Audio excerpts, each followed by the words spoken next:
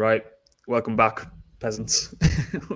We're back with Magnus, who is certainly not Magnus Capital, not to be mistaken with Magnus Capital. Just as my introduction, how we've ended up here is we were looking for kind of interesting kind of operators in the space, and I've always kind of looked up to what Magnus did in the space, and there's some great projects that he's helping build and stuff like that. So we thought we'd have him on, try and push some of these people who are just grinding day in, day out throughout this terrible time that we're all suffering through at the minute. So yeah, Magnus, thanks for joining us, two idiots, and welcome. Yeah, thanks for having me. Appreciate you taking the time out of your day to have me on. Yeah, absolutely. I'm not doing anything else, but I think I just sit in this sit in this grubby little room whilst living in paradise and never get to see any of it. So I'm the complete and touch grass. Yeah, I'm the the cheesy Cheetos what's it guy at the minute. Sits behind his computer all day and shouts at people. But yeah, for those kind of uninitiated, for those uninitiated, how do you kind of describe your role in this whole weird and wonderful space that we kind of operate in? Yeah, so I think most would know me as one of the team members from Redacted, right? But sort of like I started out in the space actually like way back in 2013. And like I actually got I dipped my toe into the whole crypto space through mining actually. And then sort of just stayed active with it all. And then around DeFi summer and all that sort of thing, got very intrigued with DAOs. That was kind of like how I met a lot of the Redacted crew actually through a social DAO called Kraus House. And that DAO in particular is basically undertaking the goal of trying to obtain a ownership stake in an NBA team. And through those channels, that was how I met Sammy. And then, the rest is history kind of thing now. Shit. You see, honestly, I keep coming up against the whole the DAO model and how it's kind of venturing out into these weird and wonderful, trying to bring kind of on-chain, off-chain together. And I think it will work this time around. We mentioned previously I think we were on with the Deus Ex DAO guys yesterday or the day before. But as you said, the 2017, 2018 thing where you were getting kind of people pitching Uber on the blockchain and shit like that, that's never going to sustain. But yeah, I think these kind of new ways that we're kind of seeing this kind of integration happen, I really do think that's a kind of market. And I think people are overlooking it because there can be that kind of connotation back to those kind of early ridiculous projects that came about. But so what they're doing, trying to buy an NBA team. Yeah, so to obtain like a majority stake ownership in an NBA team, which is pretty crazy. And yeah, I love it. I'm a huge fan of the basketball NBA. I'm a tragic Knicks fan. But yeah, came across it and then dived in head first. Wow. I think there's like that Wagme United in the UK as well. Who? Correct. Yeah. Yeah. Did they buy like a football team? I believe they did. And like they definitely helped in certain respects to sort of like identify to people that it is actually possible. Like crypto degens can come together, band together their, collective brain power to try and make something happen. Whether or not it's successful is another story, but like they've taken that first step, right?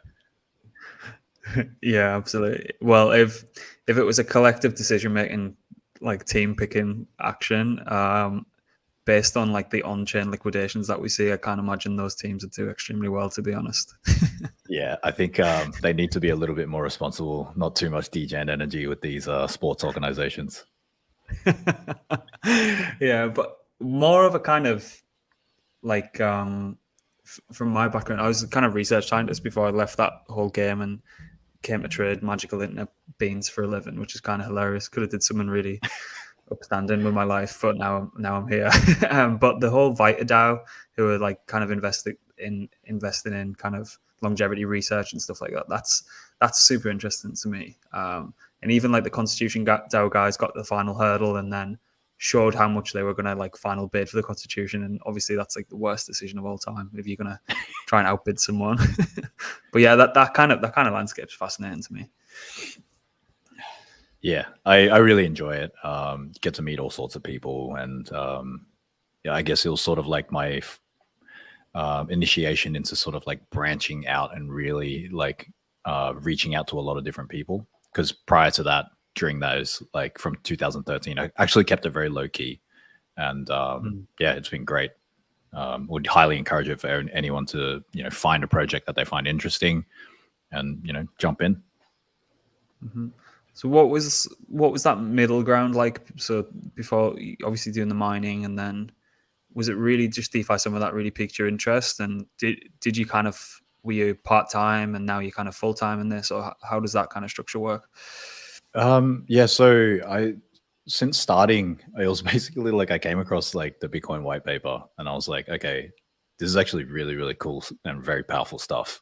And then it had like the realization of like, because I'm a little bit geeky, and it's like, oh, cool, I can use all this like powerful, computer processing power, and while I'm not playing games, I can use it to mine and make money.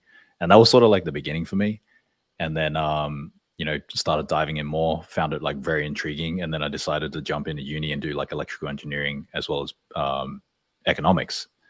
And then like did that whole 2017 thing, and like joined a bunch of these pool groups and whatnot.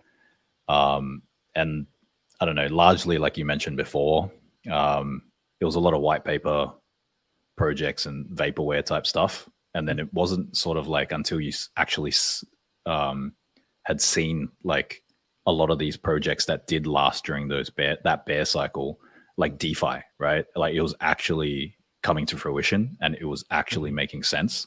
And that was like, yeah, that was like a huge like light bulb moment for me. Jerry's like OG miner as well, so he's probably geeking out. We were talking Amazing. recently about what kind of happens to all the ETH mining equipment. And Jerry wrote a great thread on it. I don't know if you've got kind of an opinion on that, Jerry. What did we come to a conclusion? It was just all gonna mine Ravencoin or something. There's a couple. Yeah, I mean that was obviously one of them. It's like I think what will be an interesting exercise is to go back and see, where that's kind of like those ideas went to. I mean, there were a couple of protocols that use graphic processing power in order to kind of contribute to a positive output of computational power. So they'll take all this like computational power and then use it almost like to the extent that you would in a data center. We actually landed up meeting a crew of very, very, very party going and interesting people called Kudos. They're a project that is essentially using all the off-peak processing power in data centers to direct it into other computational power. And I think that when you got $10 billion worth of GFX power sitting around, in London? That was when we were in London now for the Zebu conference. And it was just really interesting in terms of like utilizing extra computational power and directing it into other, obviously using the blockchain, and then directing it into other areas where it's needed. So kind of like this, so you're banking computational power and then you're directing it into other areas when it's needed. And they seem to have found a solution to this whole thing. And, they've been working at it for a number of years. So it's not like, they invented themselves 3 months ago and are now pretending that they're doing it, like, as that's what people do in crypto. Yeah. But then they really seem like they got a good idea around how to, obviously harness this computational power. Idle resources, basically. Idle resources. Yeah. So, I mean, it looks like we lost Grant. But I think the interesting thing about, obviously, from a mining perspective is it's obviously really not all is fine and good when the market's doing great. But then as soon as, the market goes pear, it's like, I mean, I ran a small mining facility in 2017, 2018, obviously well into 2019, 2020, until this new generation, because I had S9s and from a Bitcoin perspective.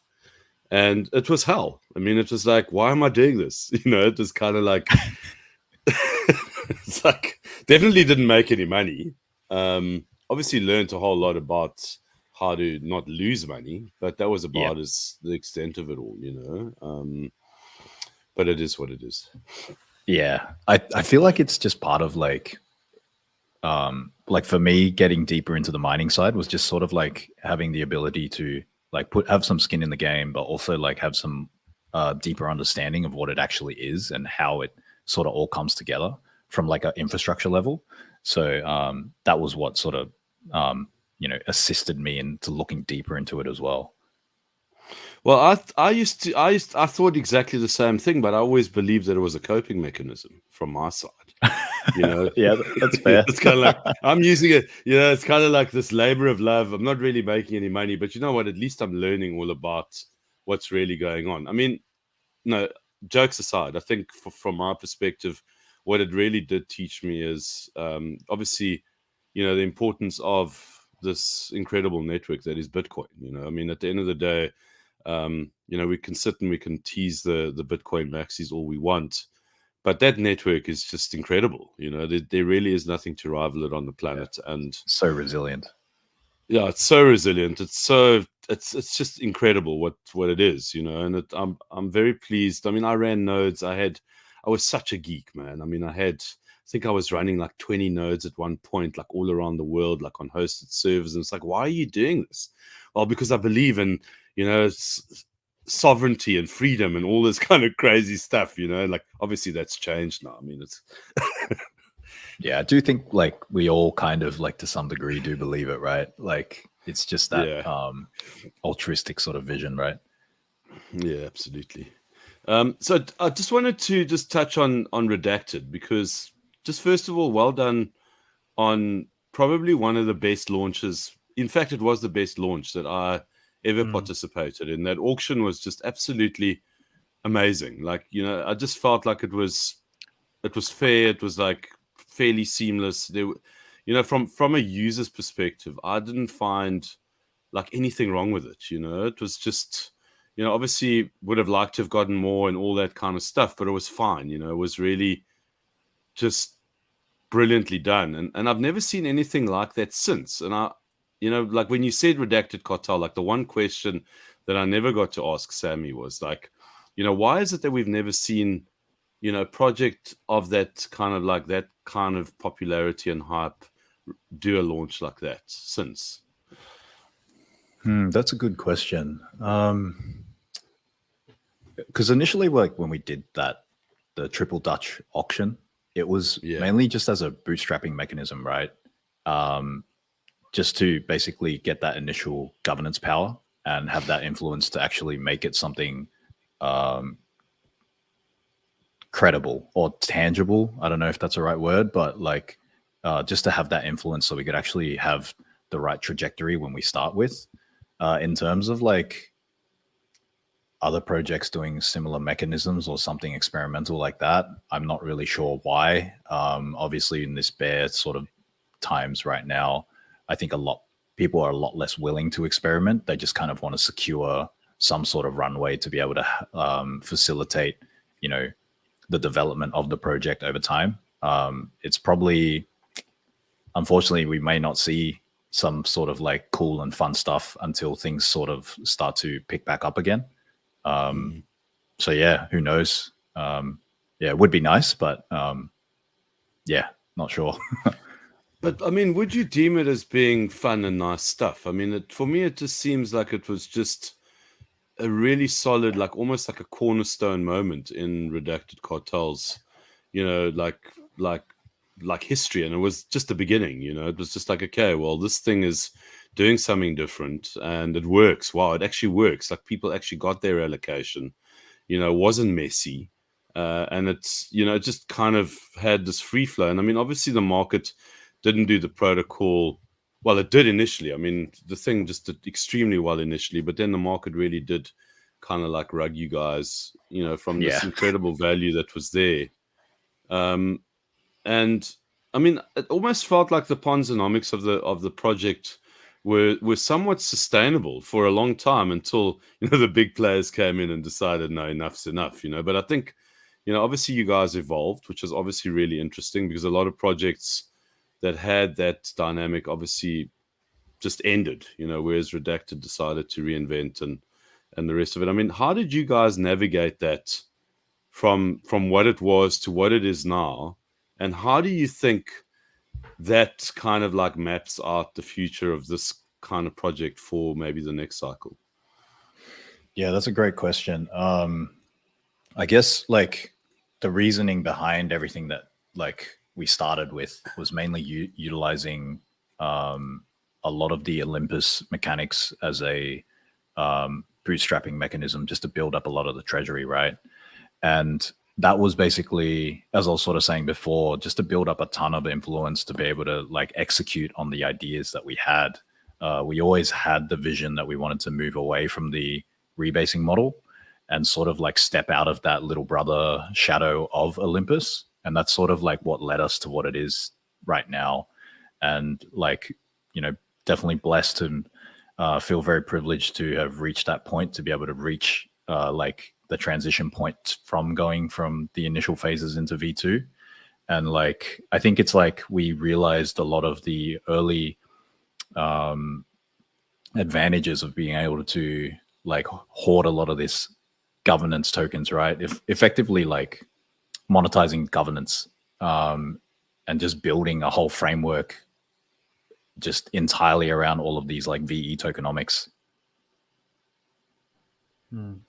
Is everyone like a batshit crazy scientist at Redacted, or is it is it just Sammy? It's a pretty fun team. Like I really enjoy my time there, and like it's a bunch of great guys, and yeah, I'd say we're all a little bit crazy. Yeah, like because most of us, I think the general consensus there is that like we're all generally willing to go down with the ship. So when things weren't going so great, like how you guys had mentioned before, it was just like one of those moments that just really tested all of our like our metal, if that's yeah. Yeah, it's great though. But as you say, it's everyone kind of knew what the bonding mechanism was. It was just a great new kind of, as you say, bootstrap mechanism. And a lot of projects that launched around that time, yeah, they utilized it and kind of fucked off with the treasury and things like that. But particularly from the early days, because we covered the protocol like in its first week of going live, and we participated in the token generation event and things like that. But for me, I don't know if it was for everyone else, but it was like, well, this is just necessary to get these guys to where they need to be, and that's like so obvious now. But it was kind of in plain sight for me at that point in time, and particularly now where you guys like heading with the likes of Hidden Hand and Pyrex, and I know there's another one that we probably shouldn't bring up because there's not a lot of information on it, but like that, it just seemed like, yeah, I didn't want to bring it up in case you didn't want to talk about it. But, no, it's fine. It's on the website anyway. So yeah. yeah. So can we do high level on Pyrex and Hidden Hand? Yeah. So Hidden Hand, we acquired the Votomac platform, and then that basically was what sort of like we rebranded as Hidden Hand, and always had that plan to basically introduce a bribes marketplace. And it's day by day, it's becoming the vision that we had, in the sense of like a multi-chain vision, all manner of VE tokenomics of any sort, monetizing governance across the entire ecosystem.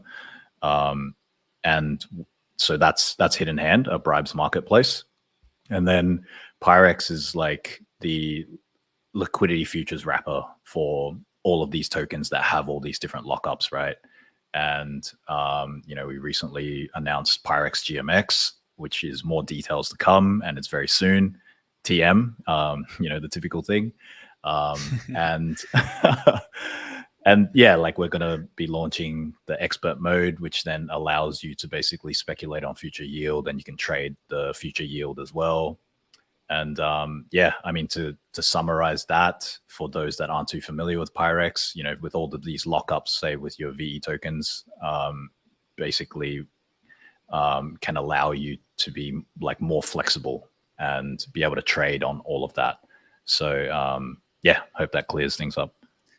Yeah, absolutely. I mean, I probably need to pester you with a few messages after this through the week, because we should probably revamp the article and get one of the writers to update it with Hidden Hand and Pyrex in that. But it's just fascinating to me. Like, I love seeing kind of innovation in the space, and Jerry always knows I'm one for like wanting to like watch and kind of see how these kind of people in the labs work, and hopefully we can. So we do a lot of kind of hand holding with projects that are coming into the space and things like that, and just kind of pointing them in the directions of what the likes of you guys are doing. It's always kind of really nice inspiration to just kind of see, because everyone thinks innovation, like there's nothing to ever be built, but when you guys churn out projects like this, it's, you know, I just love it. Love to geek out over it. Yeah, no, I appreciate the kind words. What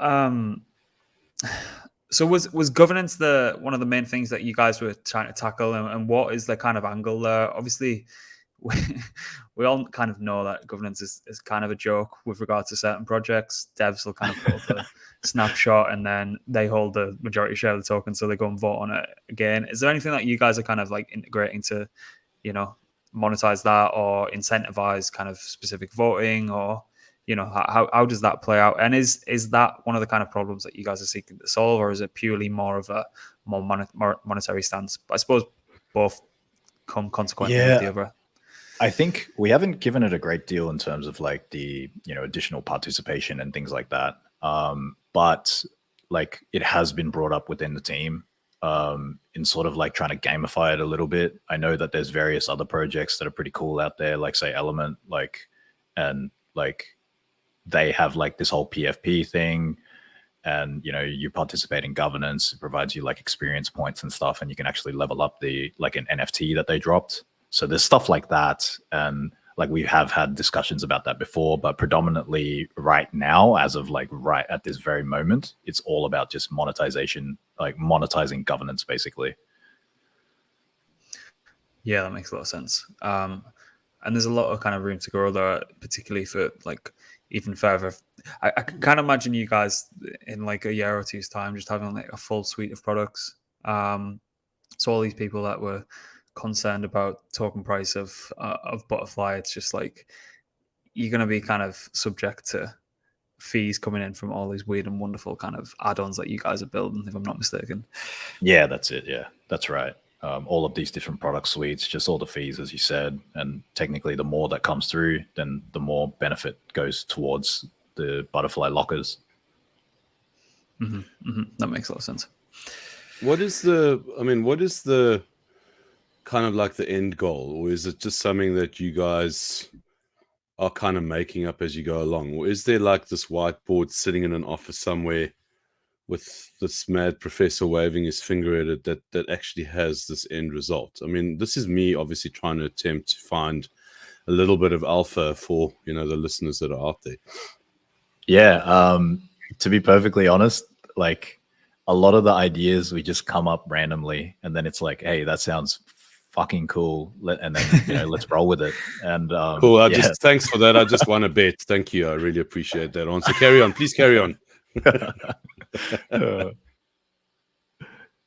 But yeah, it's literally just, you know, we come up with these random ideas, and then if it seems viable and sort of fits within our framework of things without sort of like eating anyone else's lunch, then, you know, we generally just start to roll with it.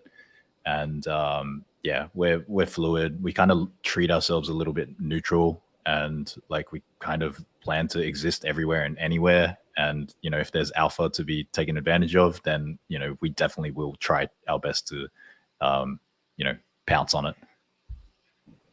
Yeah, so just kind of absorbing fees from anywhere that can plug into the kind of redacted ecosystem effectively, and completely not chain agnostic, and exploring kind of new chains and new opportunities. And I think heard Sammy speaking about Berachain recently.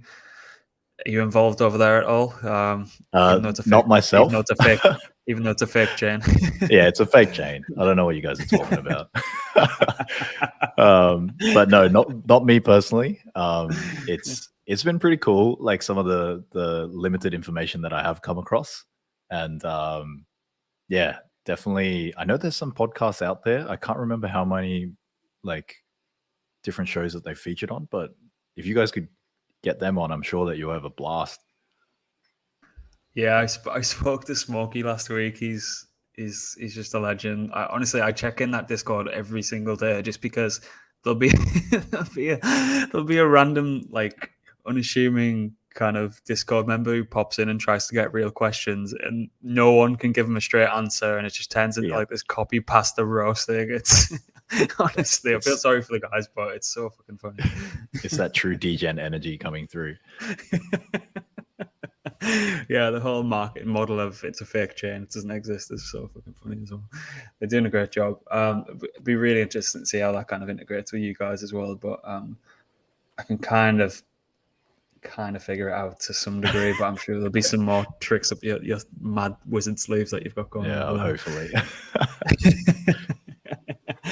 So what about other projects? Obviously, I've been snooping on your profile, and I really want to know what Protecc is. I've been digging and digging. Can we go into it? Or yeah, absolutely. Yeah, absolutely. Yeah. So myself and one of fellow team members at Redacted, 0x Omnia, like we've been friends for like quite some time, and then it was sort of like over time eventually looped him in, and he now like helps with a lot of the BD and partnerships over there.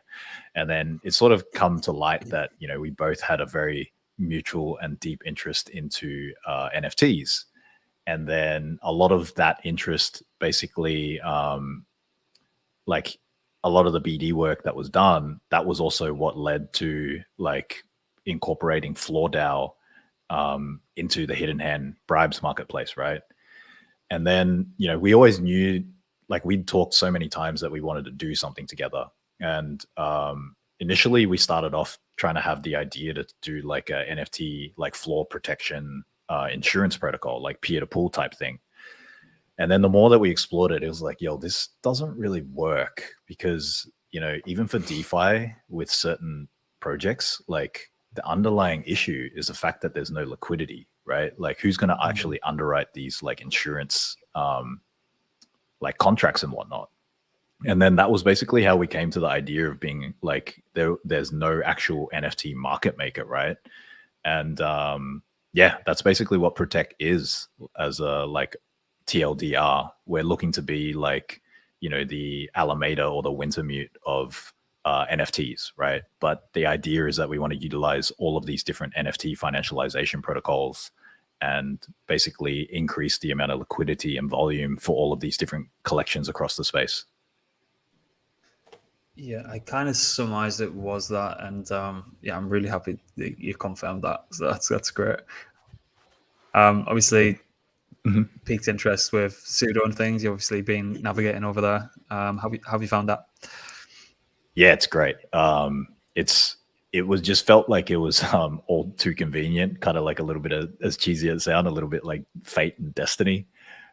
Basically we came out public with it, and then pseudo came out, and then it's like, oh, this is perfect, right? Like, you know, this is one of the tools that we've needed for quite some time. Didn't even realize it was actually going to launch at this moment in time.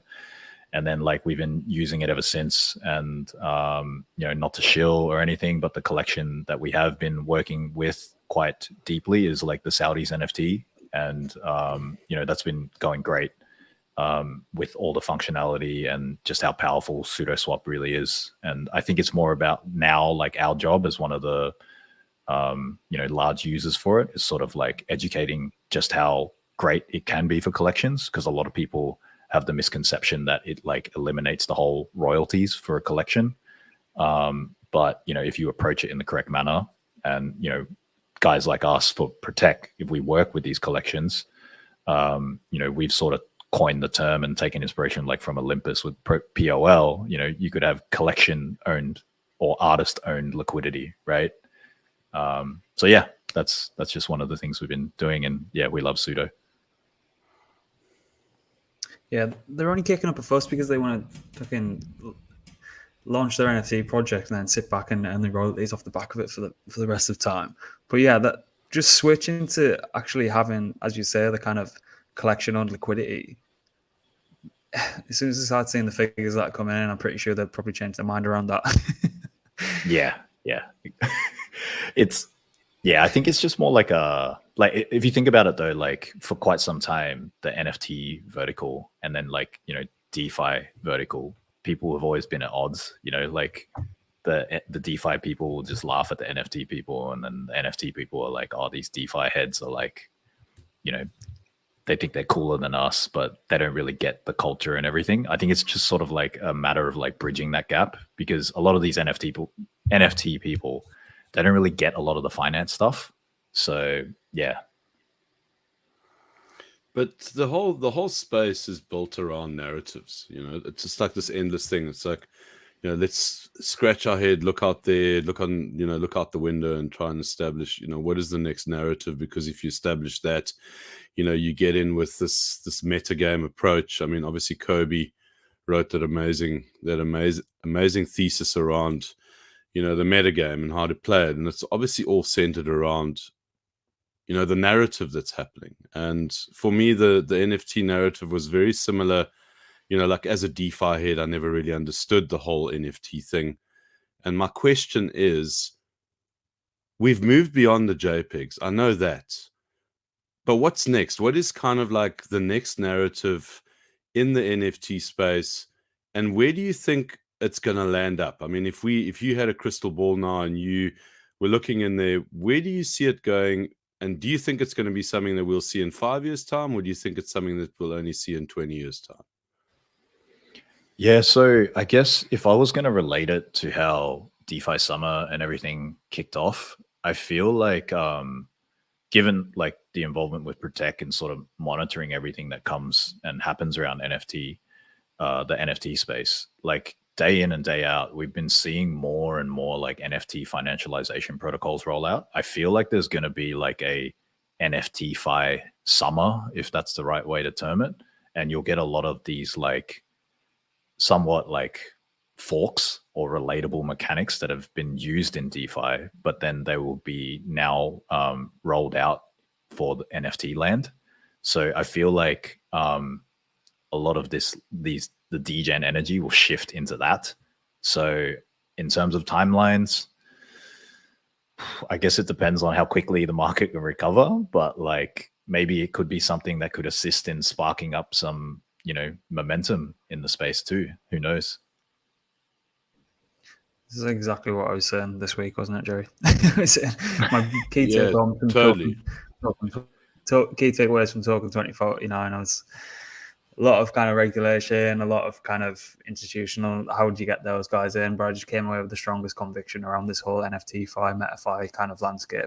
It's so tangible for like degenerates who've like trolled around buying the next fucking fork that comes into kind of any Uniswap pool. But for me, it's the biggest 0 to 1 move that this space can make. Everyone's waiting around for GameFi to pop off.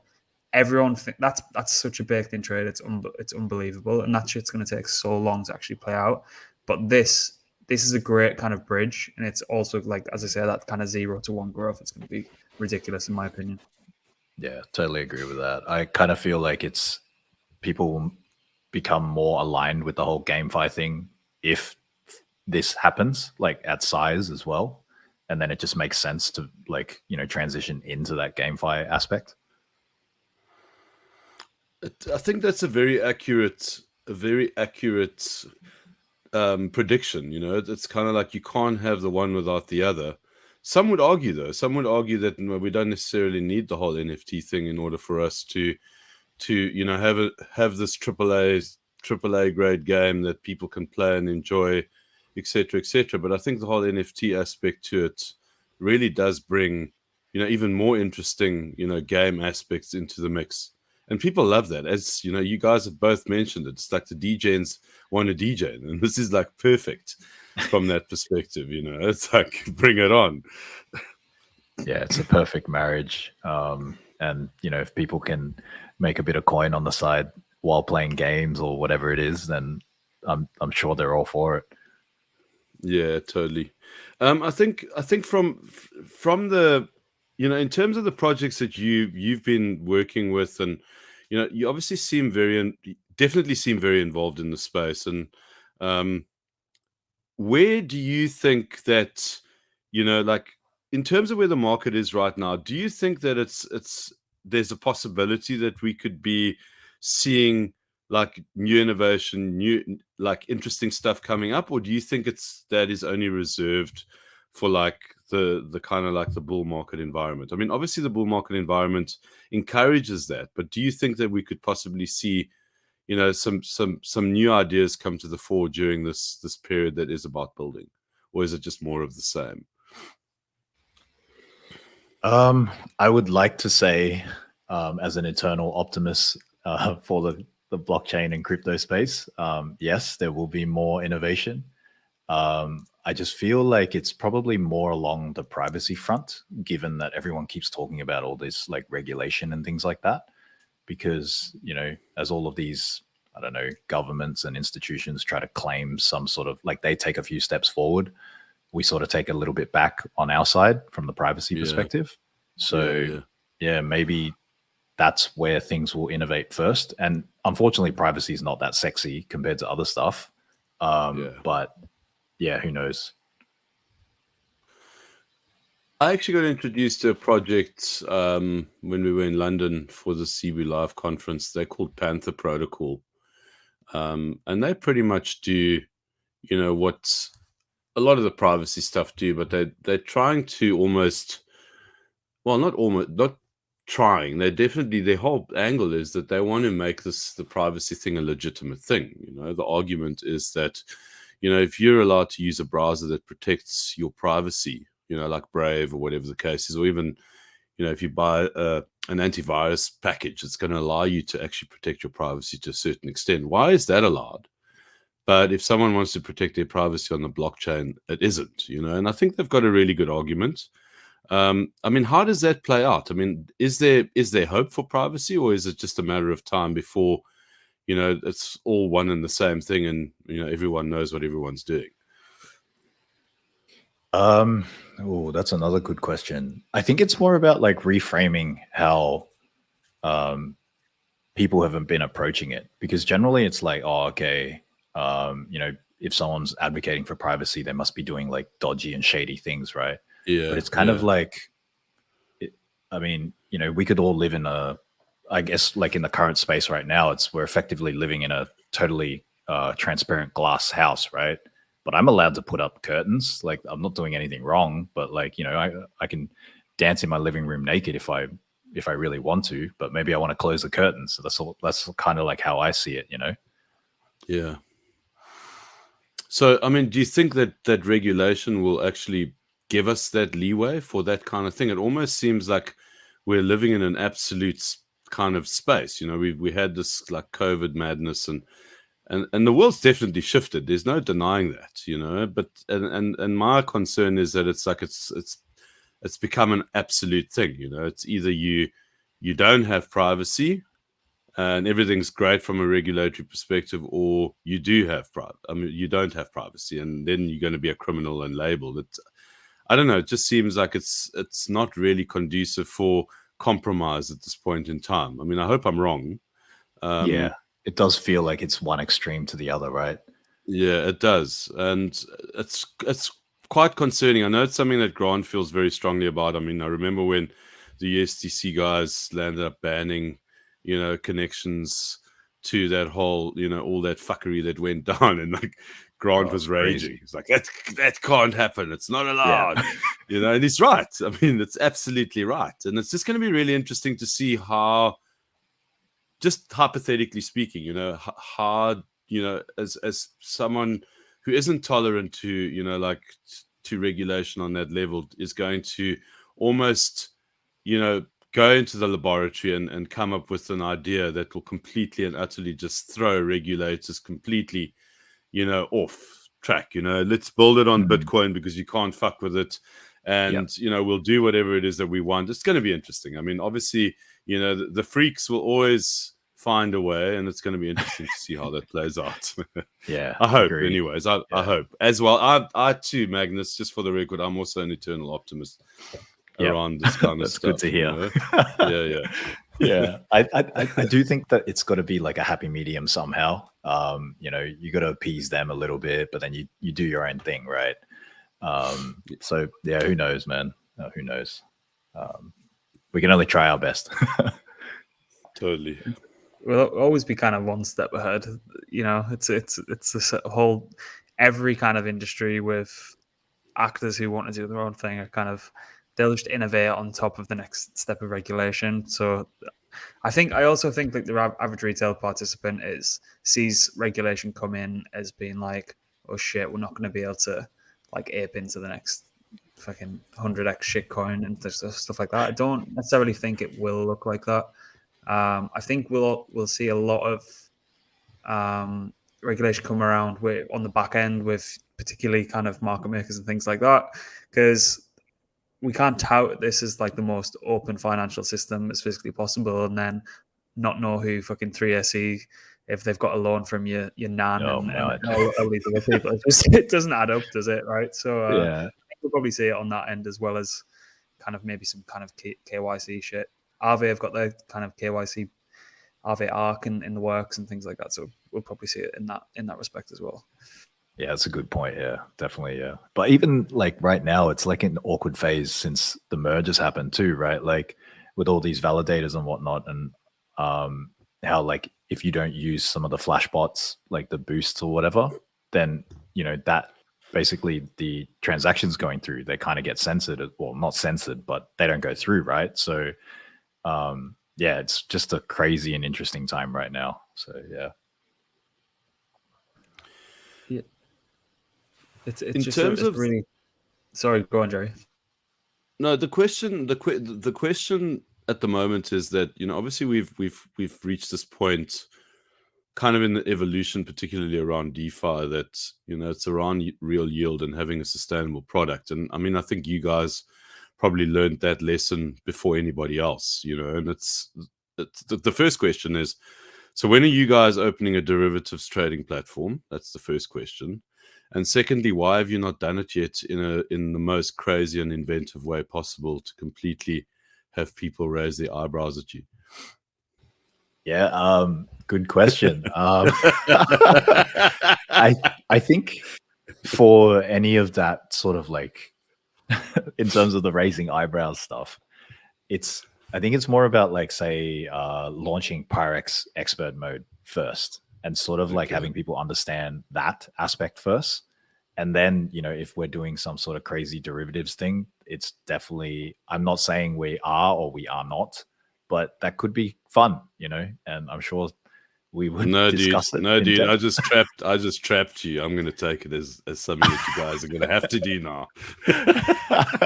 Yeah, I might have to push that forward to the guys. It's like, look, block mates, guys, you know, twist my arm. But I mean, it definitely seems like it's the way to go, you know, and it's because, as we know, DJs want to DJ, and then, you know, it really does seem like the most sustainable model that there is out there. And if you can offer, you know, all these crazy and wonderful like incentives that only you guys really know how to do with absolute distinction, I mean, it's potentially a winning recipe, and we definitely would like a percentage of whatever it is that you guys get out of this thing, because I'd like to think it was our idea. Okay, just for the record. I'll give you guys a stamp of approval on that for sure. Yeah. I'll let you know when that happens. Yeah, man. No, just joking. But I mean, it just seems like an obvious thing. I mean, it's you know, this TradFi thing, bring it on chain and, you know, make it happen. I mean, it just seems like so obvious. Yeah, it's definitely not off the cards, but it's definitely not in the pipeline either. So yeah. I suppose you guys do it kind of by proxy anyway, particularly the curve and convex holdings and things like that. And if you guys are moving to, as I say, with this GMX product that will soon be revealed, soon TM and all that kind of jazz, it's no need to go build it, just kind of build the infrastructure layer on top of that to absorb as much of that kind of quote unquote real yield that's happening. But don't just do it in one place. You've got like a full suite of products that can absorb from every different place in the market. So if one was to kind of suffer or yield was higher in one place one day. It's like you've kind of got this index of kind of governance that's absorbing fees through Redacted. So it's like you're kind of doing it, but it's just the extra layer on top, if that makes sense. Yeah, for sure. I mean, ultimately, like, why wouldn't you sort of like, have little spots of, drawing all this yield from all the different places, amongst the entire ecosystem? It just makes sense to us. So, yeah. So are there any other magical protocols that you're involved with that you're not telling us about? I kind of everywhere. There's, I guess, if something that was new-ish and kind of like pulling on the whole omni-chain heartstrings is there's a project called Vaults Pro. So it's something I guess you could look into. It's still very early. It's the guys behind Premier Finance. So they're from OpenHedge, and yeah, I think they'll be doing testnet very soon. So if that's something that interests you guys, then yeah, I'll definitely look into it. Absolutely, all over that. I've just followed them now. Amazing. But yeah, that whole that's another thing that I kind of pulled from the conference recently. There's so much interoperability stuff happening. Particularly, I didn't realize the amount of products that we're building on top of Layer 0 at the minute, and even kind of similar products to Layer 0. And I love anything that's extremely composable. I love anything that's completely cross chain and things like that. So yeah, I'm definitely going to check this out. Who are, obviously apart from kind of Redacted team, who are your favorite kind of mad scientists in the space, if that's a right phrase, like these crazy builders that just consistently pump out like these innovative products? Oh, geez. In terms of these mad scientists guys, it's probably a recency bias thing, but most of the guys that have been predominantly involved with all the Protecc stuff, it's, yeah, most of the like technical sort of things. So, KP, oh man, I shouldn't single out them because there's like a lot of people sort of plugging into it, but like, yeah, KP, Khan, Sammy, all of the guys, to be honest. But yeah, recency bias is probably more of the Protecc stuff since it's been like, the most recent stuff that's been rolled out. Yeah, that makes a lot of sense. I'm getting into the habit of kind of studying these people over the next coming months because I just want to kind of see if there's any kind of crossover between how they kind of figure shit out, because these ideas don't just fall from the sky. Like you said, you guys just throw stupid ideas at the wall and see what sticks. But it's just fascinating to me, honestly. The space is, despite the turbulent times, it's kind of joy to work in every day. I love how just laid back everyone is. No one gives a fuck about anything, but they're also kind of gigabrains on the back especially end. now. But you know what I really enjoy about the space, probably more than anything else, is just the willingness for things to happen. There really is no, like, people look for an excuse to make something happen, as opposed to the so-called real world where people look for an excuse not to make things happen. And I just love it. I love if you sit down and there's an alignment with somebody and they get what it is that you do and you get what it is that they do. You just know something's going to happen, whether it happens today or whether it happens next year. You just know it's going to happen. And I just love that about the space. It's the best. Yeah. Excited for a lot more like cool shit to come. And yeah, can't wait. At what point in time was it like, did you feel kind of comfortable to go out and build something? Like, Lord, give me the confidence of some of these project founders that just kind of spin up from nowhere and like go and try to raise like 100 mil in their seed round and shit like that. But at what point in time were you like, yeah, I feel confident in my own abilities. I know the space, I know the landscape pretty well to actually go and put your name onto something? Because, as you say, once excuse me, once you put something out there, it's like you got to kind of go and give it your all. Do you know what I mean?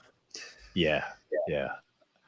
I guess it took me a little bit of a while. Kind of had that like whole imposter syndrome and everything too.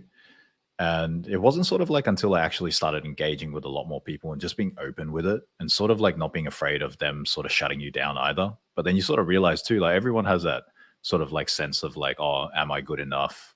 You know, the whole imposter syndrome thing, and you know, do I know enough and can I actually do it? And then I think it's just more about taking that first leap of faith, the first step, I should say, and then sort of realizing that it's actually not that bad and it's actually a lot more fun than you would realize.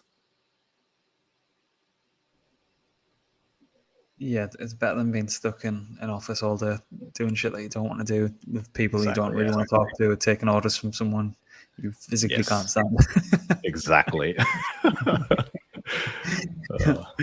That's great. Magnus, have you met or spoken to Tetranode? I have not, but I have spoken with him in DMs before. Okay. Because he obviously had, I mean, he was very much part of that narrative that played out with so many projects last year. And, you know, I think a lot of people made a tremendous amount of money, you know, obviously through, you know, his context and particularly his influence. And I was just wondering, like, what do you think is next for somebody like Tetranode, as, you know, this larger than life kind of personality in the space? Are there more projects that he's interested in doing, or is he just kind of enjoying, you know, I mean, if you know, of course, I mean, is he just going to enjoy all this money that he's made and just kind of like fade into infamousy? Yeah, I mean, without saying too much, I do know for a fact that he is working with a lot of the stuff in terms of the projects that he has put his name like stamped to it, right? So I do see that he's still like very much busy and still, you know, helping with all of these different teams. So he's quite a value added character. And yeah, I mean, I feel like he hasn't been tweeting as much as he normally does, but you know, he still has a few spicy takes here and there. But I feel like he's just the type of guy that just going to keep grinding. And I think he probably just likes seeing some of the number go up, right? So, yeah. What, just two more from me. I think, what did you make, speaking of other larger than life characters, what did you make of the whole Andre exit type situation? Did you have kind of an opinion on that? And I kind of think it kind of wraps up what we've just spoke about with the regulation. I think he's pretty much on par with what we're saying. Like, you need to kind of work with these guys, but I think he was net positive for the space and has probably exited and wants to kind of help facilitate that, you know, that next step in regulation where it needs to be. Do you kind of have any thoughts around that?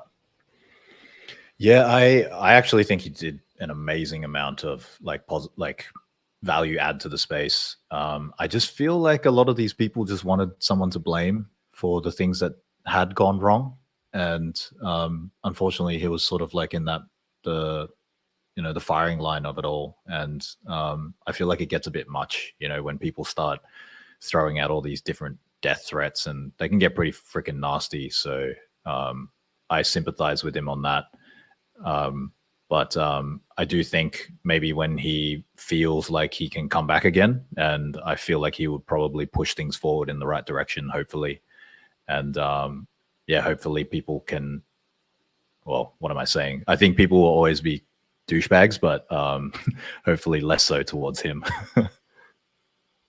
But Yeah, but come on, gentlemen, if you had $1 billion, I mean, surely there's better things to do than to, I mean, you could have so much fun with $1 billion, surely. Oh, yeah, I can only imagine. But until that time, maybe we can come back and revisit this conversation. I'm sure we will. I mean, it's so interesting from that perspective in terms of how everything's obviously slowed down, but there's still a lot going on in the space. It's incredible. Like, as we've obviously been chatting about, I mean, this has been a very like involved discussion around projects that are currently in the mix and are happening. And, you know, there's all these ideas that are floating around. And I mean, it's fascinating, you know, in the current market, you'd think that, people would be crying. I mean, you guys, the Singapore conference, this looked like it looked like a rave. I mean, you might as well have been at a rave last week, Grant. I mean, it was just absolutely humming. You wouldn't think we were in a freaking bear market at the moment. Yeah, I wish I was there. That was the difference. What I've seen from previous downturns, there was just so much going on. It just felt like we were in like peak bull market euphoria with everyone who you bumped into. Everyone was like, yeah, market's down, but everyone's just building shit, which is, that's just so good for conviction long term. Not that I was ever kind of doubting where the space will end up, but yeah, that was great to see. So Magnus, one final one from me. Obviously hinting some like an Aussie twang. What's the space like over there? I think it's good. Like it's developing, right? There's more and more of these projects getting spun out of Australia, and that's great. And I hope, like with the Australian government, they can provide more support for the tech that is being rolled out, because it's a bit of a shame to sort of see a lot of these projects end up like moving to different countries or jurisdictions just because the framework just doesn't help. So it's growing, and I hope it grows more and catches up to the rest of the US and Europe for that matter. And hopefully I can be part of that to help drive that movement forward. Yeah, we've got the good friends with the Lyra guys, Handle Finance guys. I think Illuvium come out of that neck of the woods as well. So yeah, there's, as you say, great projects. Let's hope they're allowed to kind of develop and continue to work where they want to work. But yeah, we'll see. We never know what these snaky fuckers are up to in government. So. Exactly. Yeah, thanks Magnus for coming on. It was cool to finally, obviously meet one of the Redacted team and get them on air.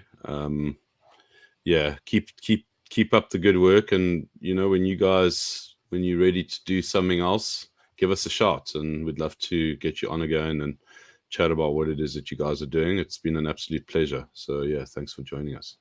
Thank you guys, really appreciate you. Awesome. All right, thanks again. Thanks for listening, everyone. Do all that like and subscribe stuff. As I say, we're gonna flip bankless in a couple of months, so we need everyone's support to do that. Soon, TM.